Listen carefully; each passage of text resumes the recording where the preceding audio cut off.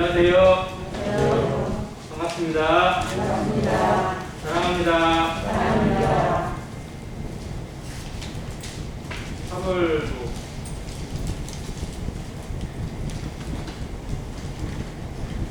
소리가 약간 작은가요? 잘 들려져 있어요. 잘 들려요. 볼륨을 조금만 줄게요.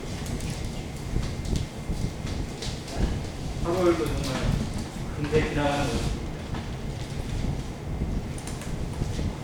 어제가 서서였던 걸로 기억을 하는데요.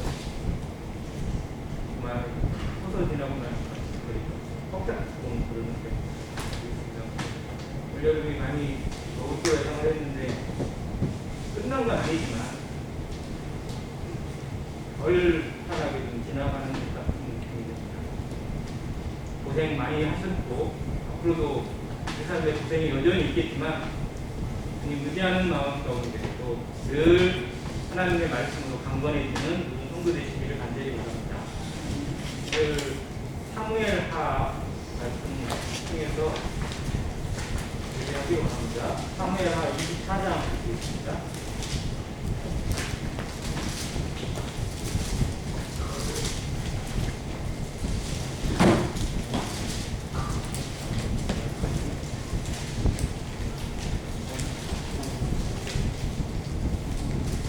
사무엘하 24장 먼저 1절 먼저 읽겠습니다.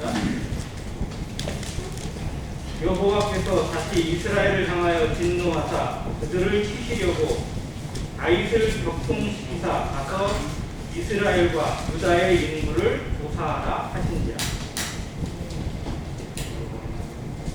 사무엘하 24장 1절의 말씀을 읽다 보면 조금은 좀 애매해질 수 있어요. 성경을 해석할 때 주의해야 될 부분 중에 하나인데, 다윗이 인구조사를 했는데요. 그게 다윗의 인생 가운데 어떻게 보면 가장 치명적인 문제로 성경이 기록을 하고 있거든요. 그 결과도 마찬가지고. 그런데 24장 1절 읽다 보면 다윗이 인구조사를 한 게 누가 시켜한 것 같은 거예요. 누가 시킨 거예요? 여호와께서 시키신 것처럼 기록이 되어 있어요. 자, 그러면 하나님이 시키셔서 인구조사를 하게 했는데 그 결과를 가지고 하나님이 심판하신다? 그럼 하나님의 공의가 없는 거잖아요. 하나님이 시키게 하시고 하나님이 하게 하시고 허락하셔서 이루어진 인구조사인데 그것으로 통해서 이스라엘 인구 7만 명이 죽임을 당하고 엄청난 재앙이 이스라엘에 오게 되었거든요. 근데 이 부분을 어떻게 해석하느냐? 그러려면 성경의 또 다른 부분에 이 부분이 어떻게 기록되는지 봐야 돼요. 이게 역대상 21장에 기록이 되어져 있는데 그 내용이 약간 다르게 되어 있어요. 그래서 그거를 같이 참고하기 원합니다. 역대상 21장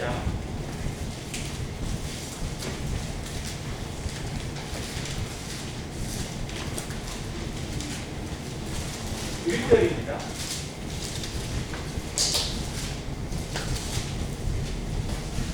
사탄이 일어나 이스라엘을 대적하고 다윗을 충동하여 이스라엘을 대수하게 하니라. 여기 또 전혀 다르게 돼요. 여기는 누가 사단이 다윗을 충동시켜서 그 일을 하게 하는 것으로 기록이 되어져 있습니다. 그래서 두 가지의 말씀을 같이 병행해서 보다 보면 어느 정도의 조합이 좀 그려지는 내용이 나옵니다. 이 부분의 일은 다윗의 인생에서 지우고 싶은 사건 중에 하나입니다. 다윗이 70평생을 살면서 하나님 앞에 치명적인 범죄가 두 가지가 있는데, 첫째는 밧세바를 범하고 그 일을 감추기 위해서 충신된 우리아를 죽인 사건. 그 사건은 결국 하나에 연결되는 사건이고 음행과 살인이 같이 연결되어 있는, 어떻게 보면 정말 도저히 치를 수 없고 용서할 수 없는 범죄를 저질렀어요.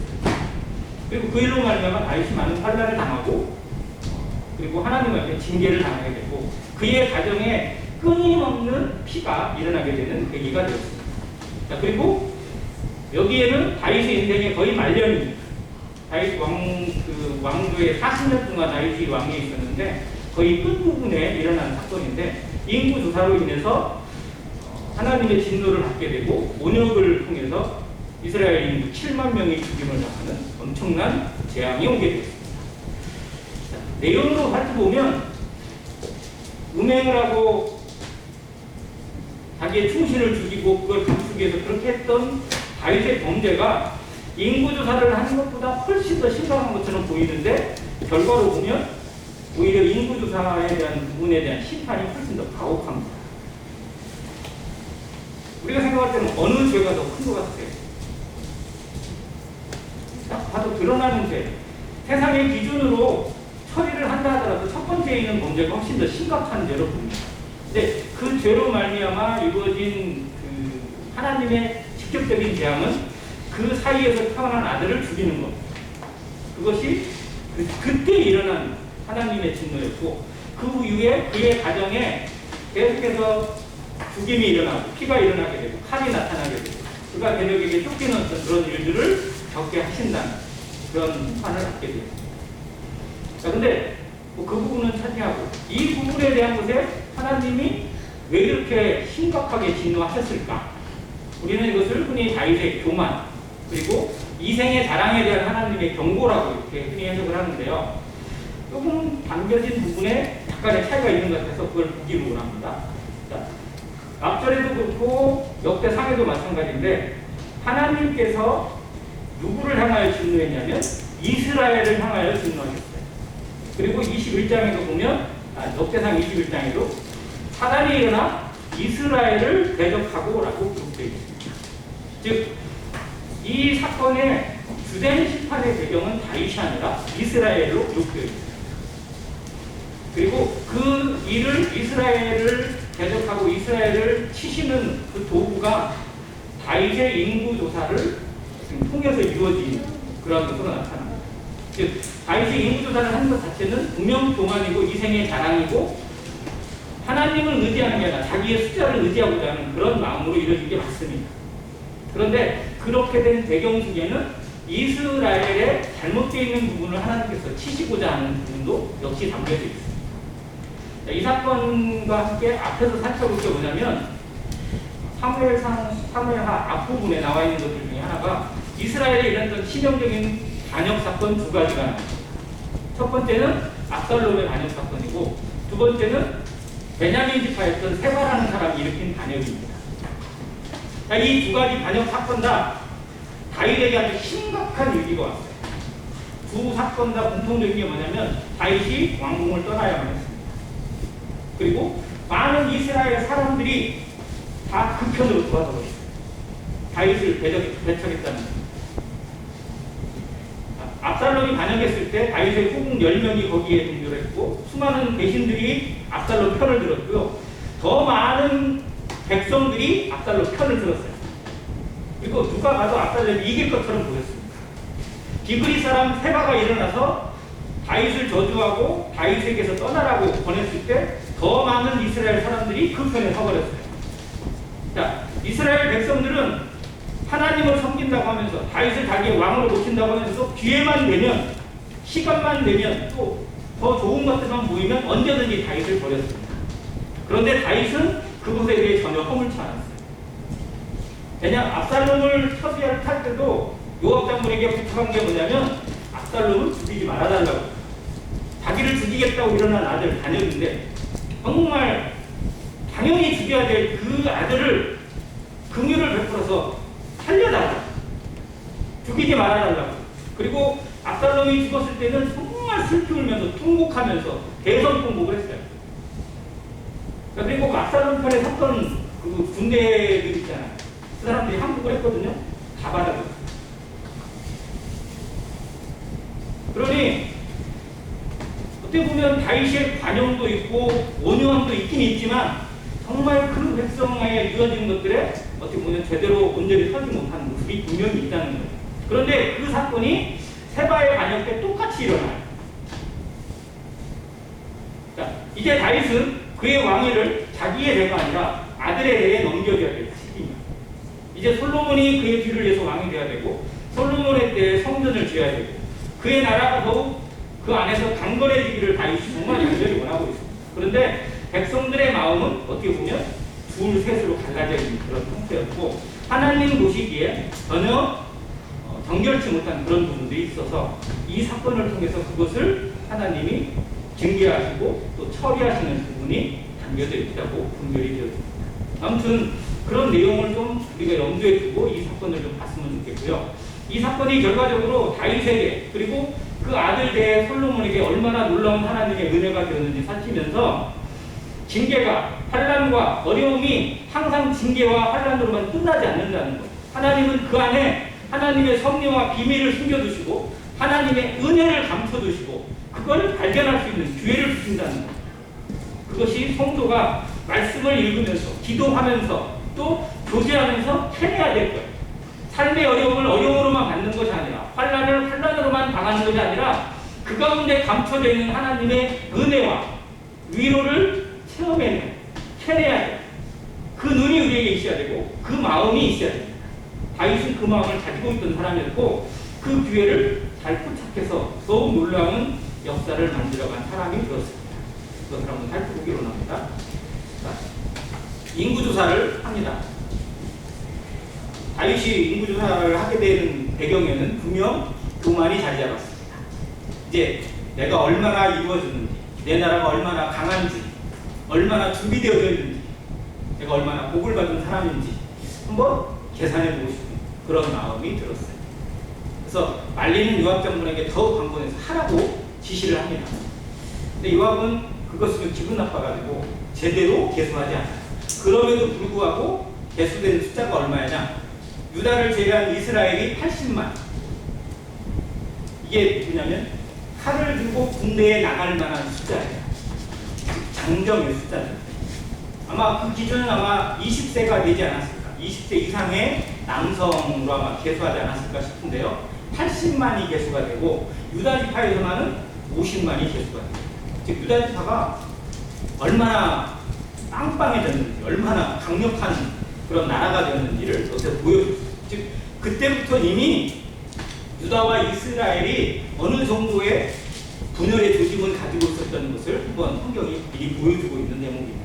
자, 아무튼 어마어마한 숫자가 계수되었어요. 근데 그 숫자를 막상 듣고 나니까 다윗의 마음 가운데 하나님을 향한 두려움이 나타났습니다. 다윗은 육신의 정욕에 빠지기도 하고 또 자기 생각에 빠지기도 하지만 그걸 회복하는 시간이 대단히 빠른 사람이었어요. 내가 잘못됐다는 걸 깨닫는 데 있어서 제일 빠른 사람 중에 하나가 다윗입니다. 아, 이거 잘못됐구나라는 걸 깨닫는 순간에 그는 엎드렸어요. 그것이 다윗이 하나님의 마음이 합한 사람이라는 칭찬을 받게 되고 복을 받게 된 배경 중 하나입니다. 성도들은 자신의 삶을 돌아보는 일에 민감해요. 아, 이게 잘못됐구나라는 걸 캐치가 되면 그 자리에서 엎드려야 되고 그걸 고칠 수 있고 회개하고자 하는 마음이 드는 게 당연합니다. 거기서 미적미적 거리다 보면 더 큰 심각한 시험에 빠지게 되고 다른 사람을 올무로 빠뜨리는 잘못된 인도자가 되고 맙니다. 아무튼 다윗의 모습 중에서 우리가 그걸 배울 수 있는데, 자, 회개를 했어요. 그러면 하나님은 회개하는 자에게 분명 용서하시지 않나요? 다윗이 인구조사에 대해서 하나님께 먼저 회개를 합니다. 그런데 선지자가 와가지고 하는 말이 뭐냐면 하나님으로부터 응답이 왔다. 택해라. 삼지선다를 줍니다. 3개 중에 하나를 택하라. 즉 3가지가 다 징계, 어마어마한 징계. 첫 번째는 3년 기근이에요. 다 3로 가는데요. 3년 기근을 당할 거냐, 아니면 3개월 동안 적에게 패배를 당할 것이냐, 아니면 3일 동안 온역을 당할 것이냐. 3가지 중에 하나를 택하라는 거예요. 여러분 같으면 뭘 택하시겠어요? 3년 기근. 이 말이 돼요, 이게? 엄청나죠, 3년 기근. 근데 다윗의 때에 3년 기근이 그 전에 있었어요. 성경에 있다 보면. 이게 영부년 3년 기근이 있었다고 기록되어 있는 부분이 있는데요. 이미 3년 기근을 겪어본 다윗으로서는 백성들의 고충을 너무 잘 알기에 그건 도저히 뜻할 수가 없어요. 3개월 동안 적에게 패배를 당하고 쫓겨다닌다. 이것도 실제로 어떻게 보면 생각하기도 끔찍한 일이죠. 나라가 망할 수도 있습니다. 자, 그래서 다윗은 이것도 저것도 택할 수가 없어요. 다만 어떻게 해요? 나는 아무것도 택할 수가 없다. 나는 사람에게 걸리지 않고 하나님의 손에 걸리기만 바랄 뿐이다라고 얘기해요. 즉 다윗이 온역을 택한 건 아니에요. 다윗은 무엇도 택할 수가 없어요. 다만 하나님의 손에 내가 심판받기를 원하고 하나님의 손에 징계받기를 원합니다 하고, 왜? 하나님은 긍휼이 많으시니까, 인자를 베푸시니까. 사람은 나에 대해 어떤 것을 하게 되면 인자가 없고 긍휼이 없으니까 오직 하나님의 긍휼에 의지해서 그렇게 얘기를 했을 때 하나님이 내리신 징계가 온역이었습니다. 그 부분을 조금 볼게요. 사무엘하 24장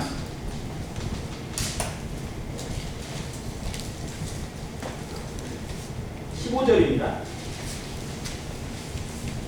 이에 여호와께서 그 아침부터 정하신 때까지 전염병을 이스라엘에게 내리시니 단에서부터 브엘세바까지 백성의 죽은 자가 7만 명이다. 자, 다윗이 인구 조사를 했던 지역이 어디냐면 단에서부터 브엘세바까지, 즉 이스라엘의 제일 남단에서부터 제일 북단까지 약 600km 된다고 들었는데요. 아무튼 그 기간 전체에 온역이 일어나 전염병이 돌아. 자, 그런데 죽은 자가 7만 명이에요. 자, 하나님이 내리신 징계가 온역이라면 며칠 동안 와야 돼요? 3일이잖아요. 자, 그런데 지금 여기 15절 첫 부분에 보면 아침부터 언제까지요? 정하신 때까지. 자, 이게 3일을 의미하는 게 아니에요. 정하신 때라는 기준을 해석해 보니까 뭐가 나오냐면 저녁 제사 시간이에요. 즉 아침은, 이스라엘의 아침은 6시에 시작합니다. 그래서 그게 0시예요. 자, 그리고 저녁 제사 시간이 오후 6시입니다. 그러면 몇 시간 지난 거예요? 12시간 지났어요. 12시간에 얼마가 죽은 거예요? 7만 명이 죽었어요. 자, 전염병입니다. 전염병은 처음에가 많이 죽을까요? 가면 갈수록 많이 죽을까요? 가면 갈수록 많이 죽겠죠. 왜?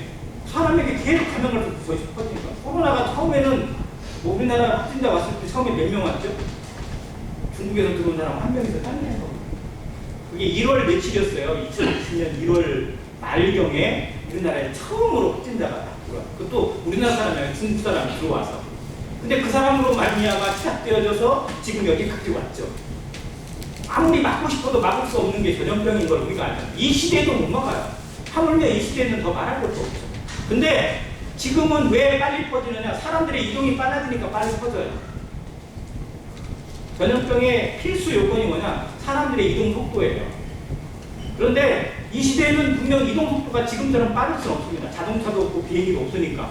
그런데 하루 어떤 12시간 만에 7만 명이 죽었다는 것은 이건 그냥 질병이 아니라는 겁니다. 하나님이 작정하고 내리신 병이라는, 하나님이 그들을 어떻게 보면 진멸하고자 내리시는 형벌이고 징계라는 사실을 보여주는 증거입니다. 자, 12시간 안에 7만 명이 죽었다면 이스라엘 백성 전체, 그들과 자랑스럽게 세웠던 80만 명, 50만 명, 다 합쳐서 뭐 130만 명, 뭐 여자들까지 다 합치면 300만 명이 될지 500만이 될지만 그 숫자가 의미가 없어요. 하나님 앞에는 아무것도 아니라는 겁니다. 다윗이 그걸 몰랐을까요? 엎드렸지만 하나님의 징계가 임하는 그 모습을 보고 다윗이 할 수 있는 게 없었어요. 이제 하나님이 작정하신 대로 3일 동안 그 땅을 쓸어버리신다면 이스라엘의 남은 자가 전혀 없을 수도 있습니다. 자, 그런데 여기 하나님의 긍휼이 와요. 정말 하나님이 다윗이 기도했던 그 부분, 내가 사람들의 손에 붙들리지 않고 하나님의 손에 붙들리기를 원한다고 하는 그 부분에 긍휼에 의지했거든요. 그 긍휼에 하나님께서 천사에게 브레이크를 정하세요. 그리고 그 천사가 어디를 향하고 있냐면 예루살렘 땅을 향하고 있어요. 자, 예루살렘은 다윗의 수도이고 왕궁이 있고 수많은 백성들이 거처하는, 어떻게 보면 제일 중심 도시죠. 자, 그곳을 치시려고 작정하는 천사를 오게 하십니다. 그런데 하나님이 수도를 하게 하고 보여주시는 거예요, 천사를. 즉 그들에게 회복의 시간을, 기회를 제공해 주시는 하나님. 자, 우리가 이걸 캐치를 해야 돼요. 다윗은 이것을 눈여겨보게 되었고 확인하게 되었고 이때에 적절한 조치를 취해서 이스라엘 백성들을 그 재앙으로부터 구원하는 은혜를 누리게 되었습니다. 우리의 삶에도 하나님이 주시는 이 전환점이 될 수 있는 포인트가 있습니다. 어떤 사건을 바라보면서, 어떤 일을 바라보면서, 어떤 말씀을 들으면서, 아, 이것이 내 인생에 하나님이 정하시는 하나의 음성이고 전환 포인트가 되고 전환점이 되겠구나, 기준점이 될 수 있겠구나라는 것을 캐치하는 성도가 되시길 바랍니다. 말씀을 듣고 말씀을 묵상하고 기도할 때에 그냥 뭐 중언부언하거나 우리 그렇게 하지 않잖아요. 하나님의 뜻을 구하기 위해서 하잖아요. 그것의 뜻이 무엇인지, 이것에 대해서 내가 어떻게 하기를 바라시는 것인지 이거를 캐치하는 것이 성령의 도우심을 구하고 성령의 충만을 통해서 얻게 되는 선물이라고 저는 말씀드리고 싶습니다. 다윗은 이것을 자기가 본 건 아닌데요, 그걸 캐치하게 됐어요. 자, 그러면 이 천사가 예루살렘을 향해 선 것을 누가 봤을까요? 다른 사람이 봤어요. 자, 여기에 나오는 사람이 있는데 사무엘하 24장에서는 이 사람의 이름이 아라우나로 나와 있습니다. 그리고 역대상 21장에는 이 사람의 이름이 오르난이라고 나와 있습니다. 두 사람이 아니에요. 같은 사람이에요. 자, 그런데 히브리 음을 살펴봤어요. 아라우나, 오르난. 근데 히브리 문자는 차이가 없어요. 같아요. 근데 읽는 방식에서 전혀 다르세요. 읽는 방식에 따라 아라우나로 있고 오르난으로 읽습니다. 자, 증거를 하나 드릴게요. 베드로 아시죠? 베드로의 영어 이름이 뭐예요? 베드로의 영어 이름 피터입니다. 피터. 근데 우리가 성경에서 피터라고 안 하잖아요. 영어 성경 보세요. 피터라고 써 있어요. 자, 사도 요한복음을 기록한 사도 요한. 그게 요한이에요. 그런데 영어 이름은 뭐예요? 존입니다. 존. 즉 무엇으로 읽느냐에 따라 달라요. 영어를 우리가 읽는 식으로 읽다 보니까 베드로가 되고 요한이 된 것이지 영어식 발음은 전혀 달라요. 자, 그런 의미예요. 같은 사람입니다. 그런데 그 사람이 발견을 했어요. 천사를. 그리고 그것이 다윗에게 들려졌습니다. 그리고 그것을 선지자가 그대로 알려줘요. 이것이 하나님의 시호다. 하나님이 기회를 주시는 것이다. 여기에 바로 제사를 드려라. 이 자리에 제사를 드려라. 그리고 그곳이 어디였냐면 바로 오르난의 타작마당이었습니다. 자, 거기서 윈을 수확하던 오르난이 자기 아들들과 함께 그걸 하다가 갑자기 천사를 본 거예요. 그 천사가 예루살렘을 치고 온 유대 땅을 다 칠 수 있고 자기를 칠 수 있는 하나님의 사자라는 사실을 그가 알았습니다. 그런데 여기 성경이 보여주는 놀라운 일이 뭐냐? 이 오르난이 유대인이에요? 아니에요? 아니에요. 이 사람은 어디 사람이에요? 여부수 사람이에요. 여부수는 가나안 7족속 중에 이름이 제일 먼저 기록되어 있는 족속입니다. 가나안 족속이에요. 그리고 다윗이 빼앗은 다윗성, 그게 원래 이름이 시온산정이거든요. 그 시온산정을 차지하고 있던 부족이 여부수족입니다. 어떻게 보면 다윗과 원수지간이에요. 그런데 이 오르난은 여부수 족속이었지만 다윗을 온전히 깨닫고 다윗에게 정말 어떻게 보면 귀한 그런, 즉 이스라엘 백성으로 귀한 그런 사람 중에 하나입니다. 이방 족속이지만 그래서 그는 성경에 그 이름이 기록되어지고 다윗에게 구원의 기회를 제공하는 사람, 그리고 더 놀랍게는 성전의 터를 제공한 사람으로 성경이 그 이름을 기록해주고 있습니다. 이방인이었어요. 그런데 정말 놀라운 이름을 하나님 앞에 남기고 성경에 보여주는 인물이 되었습니다. 정말 우리에게 보여주는 또 하나의 이름이죠. 자, 이 오르난이 그거를 발견하고 갓 선지자가 거기에서 제사를 드리게 합니다. 다윗이 그 자리에 바로 나갔어요. 그 자리에서 엎드립니다. 다윗이 했던 말 잠깐 찾아보겠습니다. 사무엘하 24장 17절에 다윗이 백성을 치는 천사를 보고 곧 여호와께 아뢰어 이르되 나는 범죄하였고 악을 행하였거니와 이 양무리는 무엇을 행하였나이까? 청하건대 주의 손으로 나와 내 아버지의 집을 치소서. 아니라 이것이 다윗이 재앙을 바라보고 환난을 바라보고 죽음을 바라보고 하나님의 심판을 바라보면서 여호와 앞에 엎드려 한 기도입니다. 성경에 나오는 위대한 기도 중에 하나입니다. 성경은 정말 하나님 앞에 드려지는 수많은 사람들의 기도가 정말 많이 나와 있습니다. 그런데 그 기도 중에 하나님을 감동시키는 기도가 있고 하나님이 도저히 들으실 수 없는 기도도 또한 존재합니다. 다윗이 드린 이 기도가 하나님 마음에 얼마나 흡족했을까요? 얼마나 합당했을까요? 자, 이 기도를 그 전에 이런 기도를 전해드린 이스라엘의 지도자가 있는데 그 사람의 이름이 모세입니다. 모세가 백성을 치시고 진멸시키려는 하나님 앞에 엎드려 했던 기도가 이 기도가 똑같아요. 하나님, 저들이 우상 숭배를 했고 하나님을 범죄하였고 하나님을 배반하였지만 저들을 치시지 말아달라. 만약 저들을 다 치시고 진멸해 버리시면 이방 족속이 뭐라고 하겠습니까? 하나님이 여호와가 능력이 없어서 백성들을 가나안 땅으로 드릴 만한 힘이 없어서 다 중간에 죽여버렸다더라. 이런 소리가 나지 않겠습니까? 하나님께 무슨 영광이 되겠습니까? 저들을 긍휼을 베푸셔서 살려달라. 만약 저들을 다 진멸하실 거면 어떻게 해요? 나를 하나님의 생명책에서 지워주라. 그렇게 기도했어요. 그리고 그 기도가 성달되어서 그 말 안 듣는 백성들을 모세가 책임지고 끝까지 인도하는 역할을 감당합니다. 리더의 마음이죠. 하나님 앞에 섬기는 자의 마음이죠. 하나님의 마음을 배운 사람의 기도입니다. 모세가 그런 사람이 되었다는 사실을 성경이 보여주고 있고 다윗 역시 그런 왕이 되었다는 것을 성경이 보여주고 있습니다. 하나님께 범죄하고 이 일이 일어나게 단초를 제공한 자는 내가 아닙니까? 하나님이 백성들에게 진노하셔서 그들을 징계하시고 그들에게 심판을 내리신다 하더라도 그 원인 제공은 내가 하지 않았습니까? 차라리 나를 치십시오. 내 가정을 치십시오. 저들이 무슨 죄가 있습니까?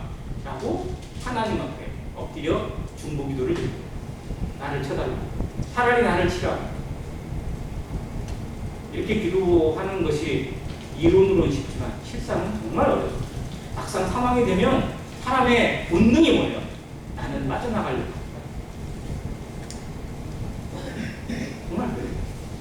무슨 애들 막 다 모아놓고 한 잘못한 애들이 막 시끄럽게 떠들었어요. 아까 누구야? 누가 시작했어? 저는 안 그러려고 했는데요. 얘가 말을 시켜가지고요. 이 사람이 손가락이 항상 자기를 향하지 않고 다른 사람을 향해서 지적을 합니다. 끌어들여요. 묵시 잡더니 사람의 본능 중에 있어요. 정말 그 상황이 되면요, 꼭 다른 사람에게 핑계를 대고 전가를 시키려고 하는 경향이 있어요. 다윗이 지금 자기가 당하지 않잖아요. 그런데 이게 내 탓이고 내 죄고 나를 차라리 치시라고 기도할 수 있다는 거 정말 쉬운 일은 아니라는 겁니다. 그게 하나님의 마음에 정말 합당한 다윗이 성경을 보여주고 있는 그런 대목입니다. 자, 이렇게 기도했을 때 이제 그 기도를 들은 아라우나도 감동이 되어졌고 하나님도 감동이 되어졌어요. 그래서 아라우나에게 이 타작마당을 내게 팔아라. 내가 여기서 하나님 앞에 번제를 드리겠다라고 했어요. 그랬더니 아라우나가 어떻게 말할까요? 한 말씀이세요. 그냥 쓰세요. 여기에 타작마당이니까요. 거기에 탈북하는 그런 지구들도 있고 여러 가지 있거든요. 소도 있어요. 자, 번제로 쓸 소는 여기 있으니까 소 잡아 쓰시고, 불에 태울 나무전에 이런 것도 여기 있으니까 쓰시고, 마당도 쓰시고, 다 쓰십시오. 내가 다 드리겠습니다. 라고 이 여우수 족속 오르나니 왕 앞에 제공을 합니다. 그런데 왕은 절대 그렇게 하지 않겠다는 거예요. 하나님 앞에 드려지는 제사에 대해서 모든 것을 그대로 계산하고 하겠다라는 거예요. 즉 온전한 자기의 소유로 삼겠다는 거예요. 전에 누군가가 이렇게 했었죠. 누가 이랬었죠? 아브라함이 그렇게 했어요. 아브라함의 본을 그대로 따라갑니다. 아브라함이 그렇게 한 이유가 있어요. 그것이 이방인을 대하는 성도의 자세 중에 꼭 필요하다는 거예요. 그들의 호의가, 그들이 우리를 인정해주고 나를 높여주는 것이 우리를 넘어지게 만드는 올무가 되어서는 안 돼요. 성도들은 때로는 손해볼 각오를 하고 그렇게 행하는 것이 마땅하다는 것을 다윗이 배웠기 때문에 다윗은 제 가격을 치러요. 그래서 가격을 치르는데 두 가지 가격이 성경을 기록해서 헷갈리게 합니다. 자, 여기서는 24절에 왕이 아라우나에게 이르되 그렇지 아니하다. 내가 값을 주고 내게서 사리라. 값 없이는 내 하나님 여호와께 번제를 드리지 아니하리라. 다윗이 절대적인 각오를 내요. 가격을 치르지 않고 제값을 치르지 않고는 나는 번제를 드릴 수 없다. 하나님 앞에 드리는 번제, 하나님 앞에 드리는 제사, 예배가 얼마나 우리 안에 양심에서 깨끗해야 되는 일을 보여주는 대목입니다. 이것저것 남겨놓고 우리 안에 뭔가 아쉬운 거를 끌어놓고 하나님 앞에 드리려고 하는 자세, 하나님이 어떻게 보면 참 온전하게 연락하실 수 없는 것 중에 하나입니다. 그래서 예수님도 산상수훈의 말씀에서 혹 형제하고 불편하고 화해할 일이 있거든 어떻게 하라고요? 번제를 드리기 전에, 제사를 드리기 전에 먼저 화해하고 하나님께 드리라고 하는 말씀을 그래서 드렸습니다. 자, 다윗은 그것에 대해서 온전하게 치르고 나서 제사를 드리겠다는 거예요. 그리고 치른 가격이 얼마냐면 은 50세겔입니다. 자, 그런데 역대상 21장을 볼게요.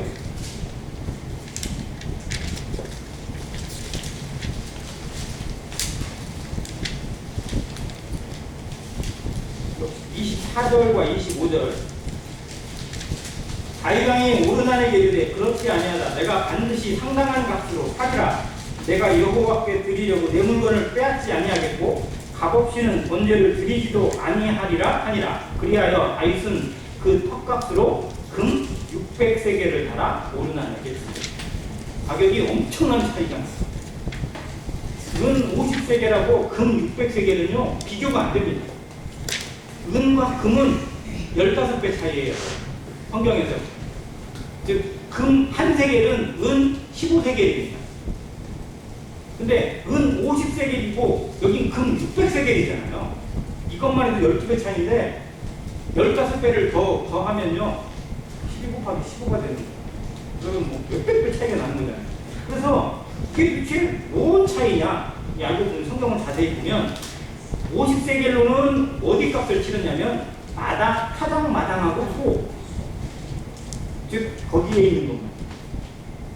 그런데 25절에 역대상 25절을 보면 다윗은 그 턱값으로 라고 되어 있는데 다른 말씀에서는 지대라는 표현이 나와요. 지대. 이게 뭐냐면 그 모든 일대를 다 포함한 가격을 얘기합니다. 즉 다윗은 이곳에서 무엇을 보았습니까? 하나님 앞에 지어질 성전을 보았습니다. 여호와의 사자가 선 그 자리가 바로 하나님의 앞에 제사를 드리고 성전을 세워야 될 중심의 자리라는 사실을 보게 됐고 그 터를 하나님이 보여주신 것으로 분별해져서 그 온 일대를 다 파버리는 겁니다. 성전을 세울 지경. 즉 자기 아들 솔로몬에게 성전을 지을 사명을 위대한 숙명을 남겨줘야 되는데 그것에 대한 해결책을 이곳에서 하나님이 보여주신 거예요. 그래서 금 600세겔이라는 어마어마한 가격을 치르고 그 일대를 다 사고 그 제사를 드렸습니다. 그리고 재앙이 멈췄어요. 하나님의 은혜가 이스라엘 땅에 오게 되고 긍휼의 하나님을 보게 되었습니다.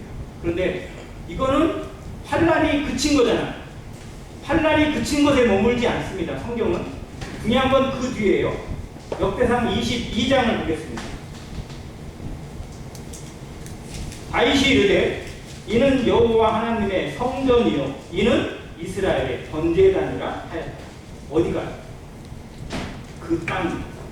그 천사가 섰던 그곳, 하나님의 재앙이 멈췄은 그곳, 하나님이 긍휼을 베푸시고 이스라엘에게 더 이상 죽음을, 재앙을, 심판을 내리지 않고 멈추신 그곳이 바로 하나님 앞에 드려질 성전의 터이고 하나님 앞에 드려질 번제단이라는 겁니다.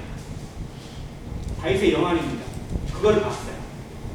자, 다윗이 일생을 통해서 하나님 앞에 성전 드리기를, 성전 짓기를 원했고 성전을 통해서 하나님을 높여드리기를 원했습니다. 그것이 자기 마음속에 있어도 마음속에 구상은 되어져 있지만 그걸 실행으로 옮길 만한 기준점을 잡지 못했어요. 그런데 이 인구조사를 통해 주신 하나님의 환란이 그 기준점을 주었습니다. 그날 백성들이 12시간 만에 7만 명이 죽어가는 슬픔을 당했어요. 다윗의 마음은 오죽이나 찢어졌겠습니까? 그런데 그 환란을 통해서 하나님의 뜻을 제대로 깨닫게 되고 하나님이 멈추시고 긍휼을 베푸신 그 자리를 발견했을 때 하나님이 우리에게 이곳에서부터 은혜를 베푸시고 하나님이 이곳에서 영광을 받으시겠구나라는 것을 바라봤습니다. 자기 아들 때에 이루어질 사건을 보게 되었고 그것에 자신의 전생애를 드리기로 작정합니다. 역대상 22장부터 계속해서 다윗은 성전을 준비하는 일에 모든 것을 드리는 기록이 나옵니다. 즉 재물을 모았던 것들을 다 그곳으로 집결시키고요. 나무도 모으고 뭣도 모으고 뭣도 모아요. 물건들을 모읍니다. 그게 22장에 나와요. 23장부터는 사람들을 세웁니다. 제사장을 세우고 찬양하는 무리를 세우고 문지기를 세우고 또 창고에서 뭐 일하는 관리하는 사람들을 세우고 계속해서 그 이름들을 24계보를 쫓아가지고 쭉 기록을 해놨어요. 성경이 그 이름들을 얼마나 지루하게 기록했는지 몰라요. 그런데 그 사건이 왜 중요하냐? 여기가 시작이기 때문에 그렇습니다.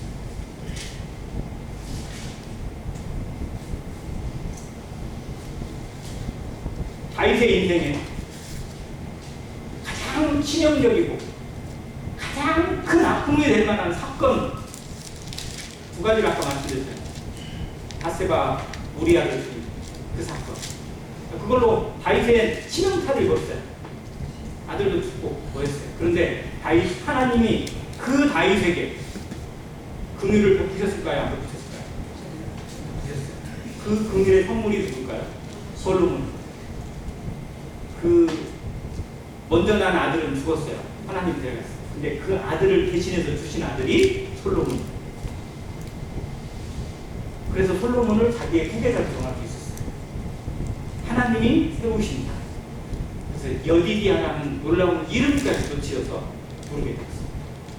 환난이 그의 인생의 하나의 터닝 포인트가 되어져서 하나님의 뜻을 분별하고 하나님 앞에 살아가는 전환점이 되게 하는, 즉 전화이복의 계기로 삼는 사람이 다윗입니다.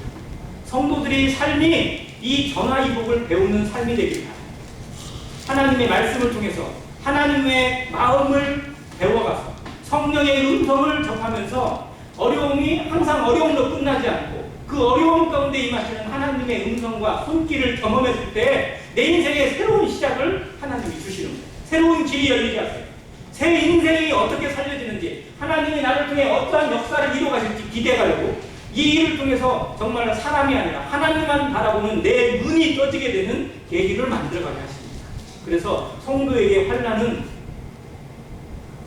위로일 뿐만 아니라 긍휼의 계기일 뿐만 아니라 성숙의 기회로 주십니다. 우리 인생을 한번 들어보세요. 지난 하나님의 말씀 앞에 살아왔던 지난 시간들 가운데 우리에게 정말 새로운 시각을 뜨게 하신 사건들이 아마 있을 겁니다. 새로운 하나님을 만나게 하시는 위로도 있을 겁니다. 그런데 그 배경에 항상 뭐가 있냐면 눈물이 있어요. 남에게 말 못할 고민이 담겨 있습니다. 서러움에 정말 누구에게 말도 못하고 하나님 앞에 통곡하면서 무릎 꿇고 외쳤던 그런 시간들이 분명 담겨 있을 겁니다.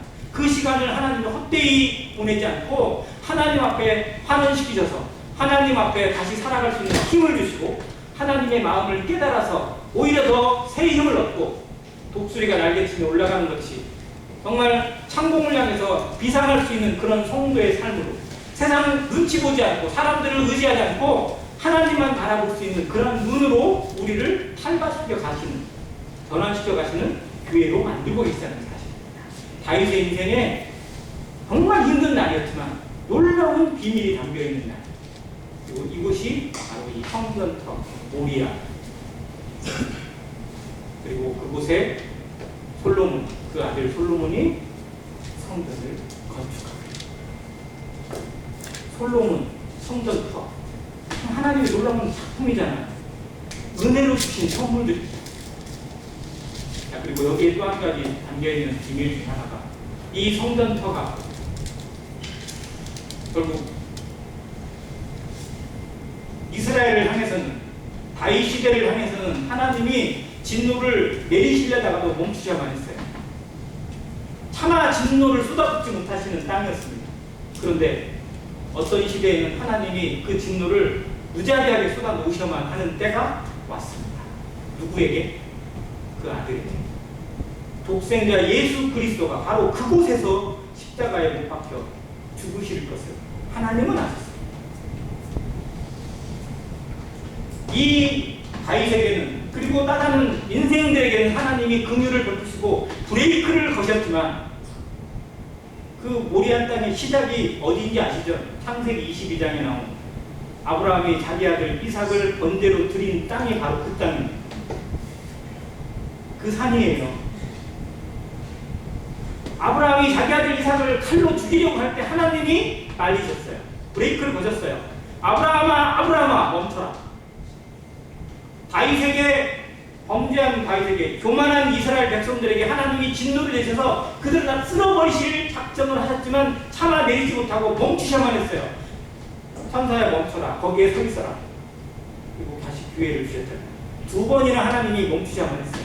그런데 차마 멈추지 못하는 때 그건 바로 하나님의 독생자 예수 그리스도의 십자가에는 차마 브레이크를 거둘 수가 없었어요. 왜? 그것만이 우리를 향한 구원의 길이었기 때문에. 그래서 성경을 읽으면서 또 그 사건들을 살펴보면서 하나님이 얼마나 인생을 향해서 긍휼을 베푸시는지, 그런데 차마 하나님의 일에는, 하나님의 구원의 역사와 그 경륜을 이뤄가는 일에는 긍휼을 베푸실 수 없는 하나님, 우리를 사랑하셔서 나 같은 것을 건지시기 위해서는 하나님 스스로 브레이크를 거둘 수가 없는 하나님의 마음을 우리가 배워가기로 합니다. 그것이 은혜입니다. 우리를 향해서는 하나님 언제든지 브레이크를 거두십니다.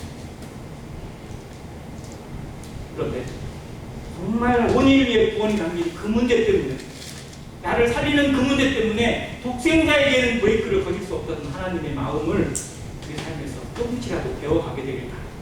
그래서 나를 위해서가 아니라 하나님의 영광을 구하는, 하나님의 마음에 약한 자의 마음을 배워가는 안인교의 성도가 되시기를 간절히 바랍니다. 이상입니다.